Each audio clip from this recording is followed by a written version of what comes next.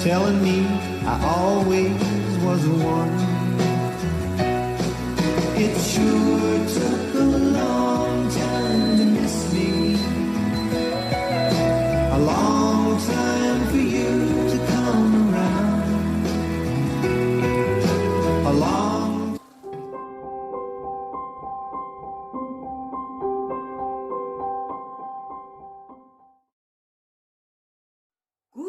Good morning everyone.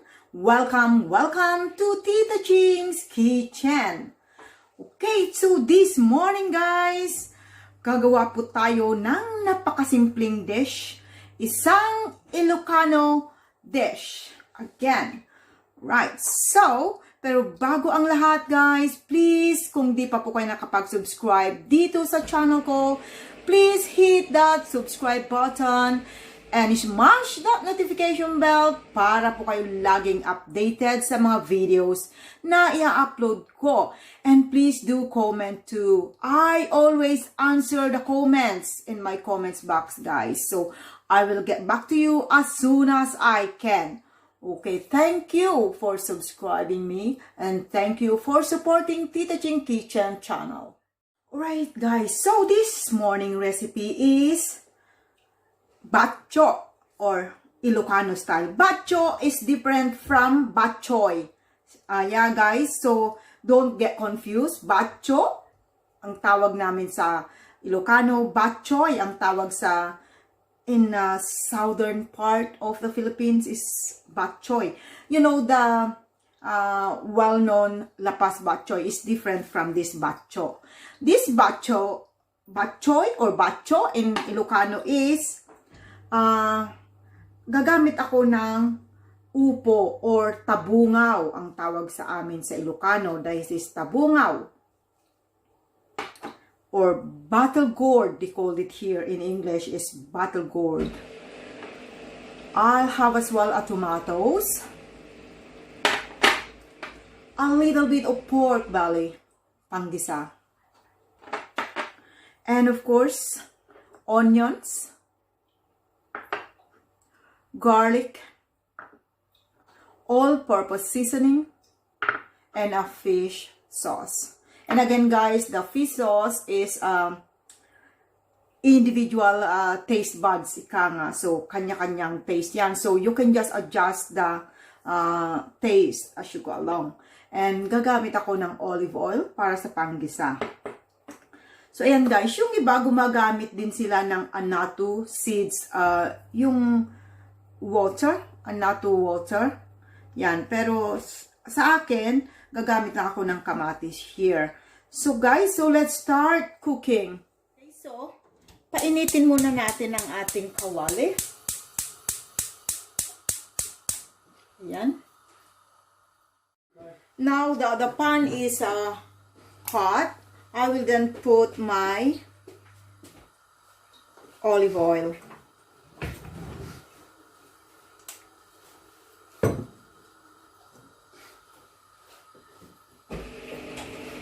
Okay, just swirl around to cover the bottom of the pan.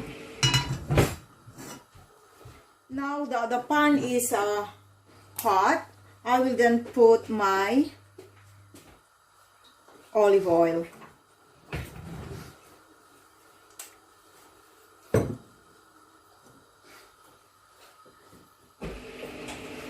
Okay, just swirl around to cover the bottom of the pan.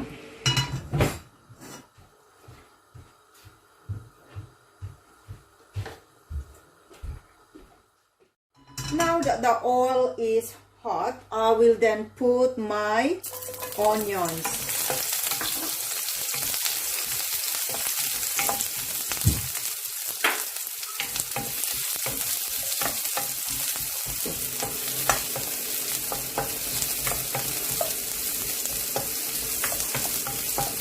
When the onion is translucent, I will then put my garlic.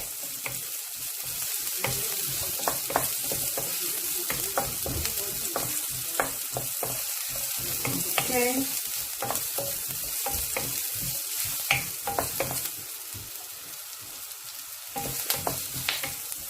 I'll now put my garlic.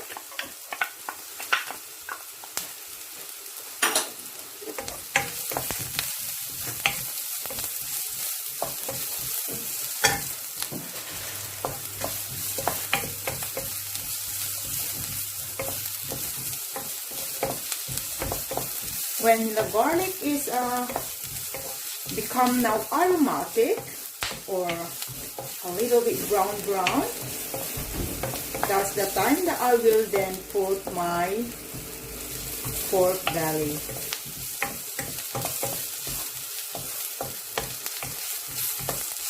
There.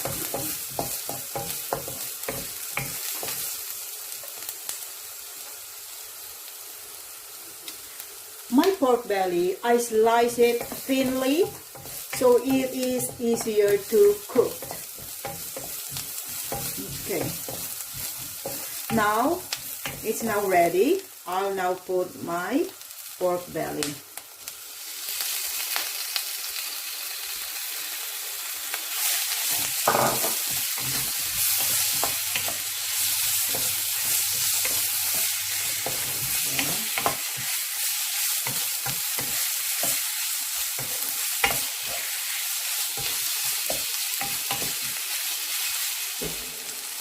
Okay, so my pork is now getting light brown. I will then add my tomatoes. Right. Okay.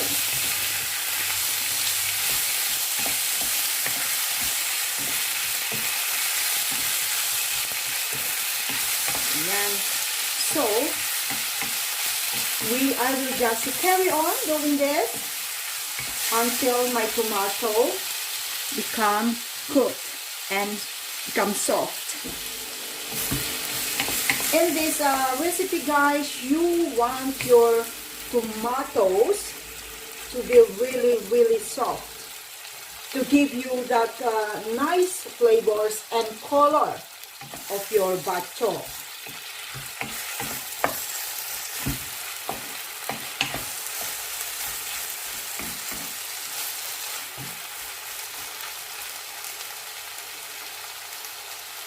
This dish is a very authentic Ilokano dish, guys.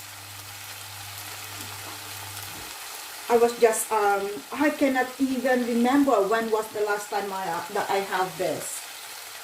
I was just still a little girl the last time that I have this dish. Sometimes for no reason you just crave it, isn't it? Okay.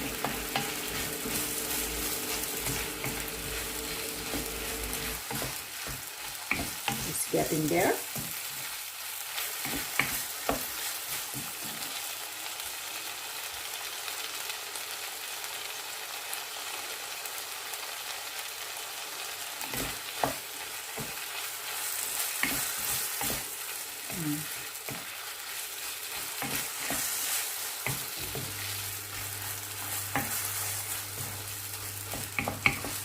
Some people who do not use they do not use tomatoes, so that's the time then that you're gonna put annatto water or annatto seeds, if you know.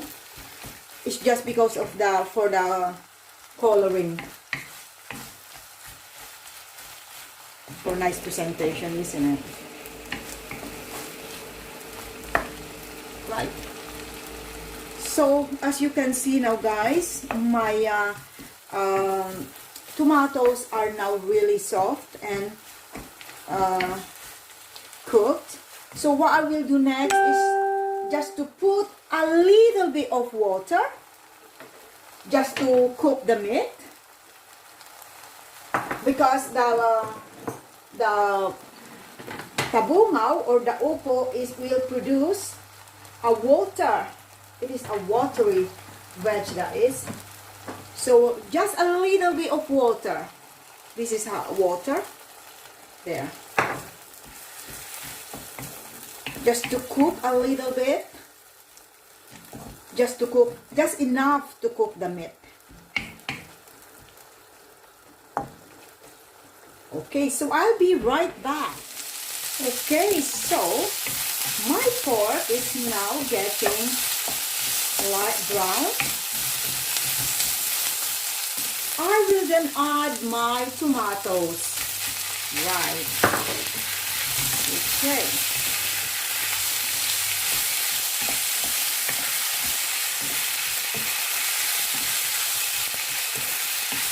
Yan. So, I will just carry on doing this until my tomato become cooked and become soft. In this recipe, guys, you want your tomatoes to be really soft to give you that nice flavors and color of your batso.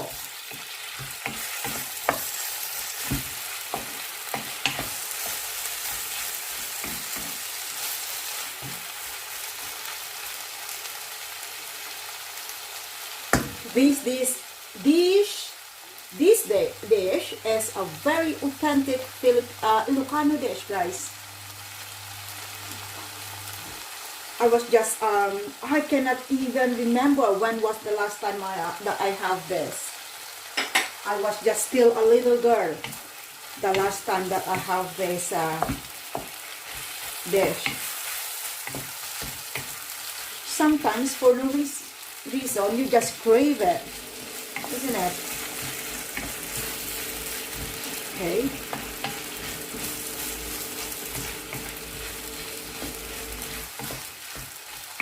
It's getting there.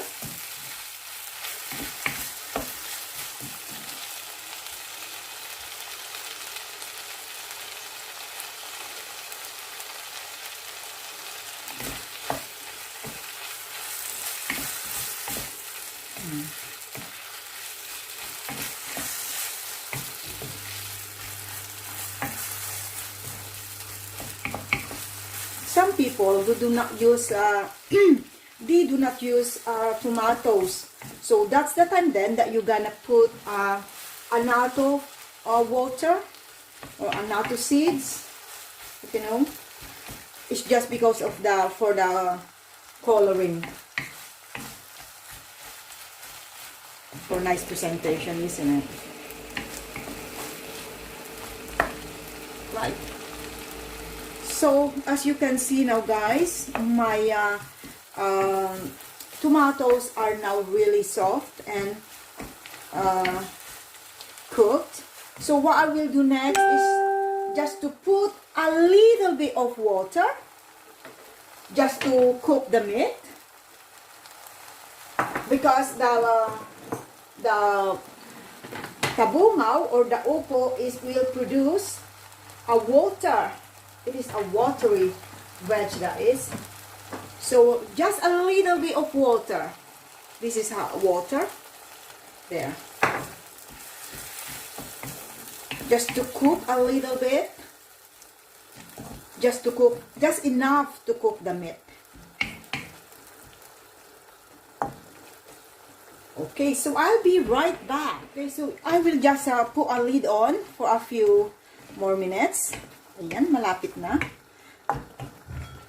Okay, my pan hasn't got a lid, so I will improvise a lid on. That's it. That's perfect, wasn't it? Isn't it? Right. So after a few minutes, a couple of minutes, I will be right back. Right after 2 minutes, let's now check our batso. Right. Okay, as you can see, the sauce has been increased, so meaning the upo, the battle gourd or the tabungaw has been cooked. Let's try it. Let's taste now.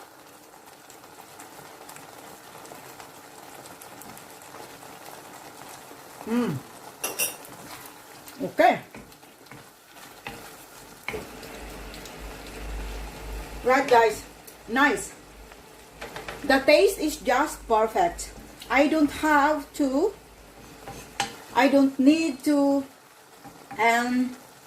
add more salt or anything like that. It's just perfect. So there you have it, guys. Our Batso Ilokano style. Okay, so I will then transfer my Batso into a serving dish. That's it. Okay.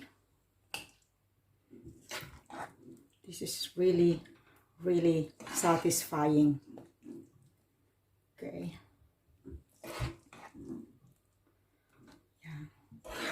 So, if you like to try this dish, guys, just check the description box below.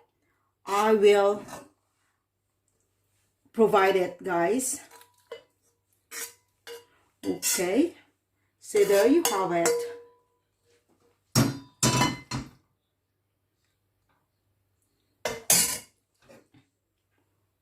There you go, guys. Our Batso Ilokano style.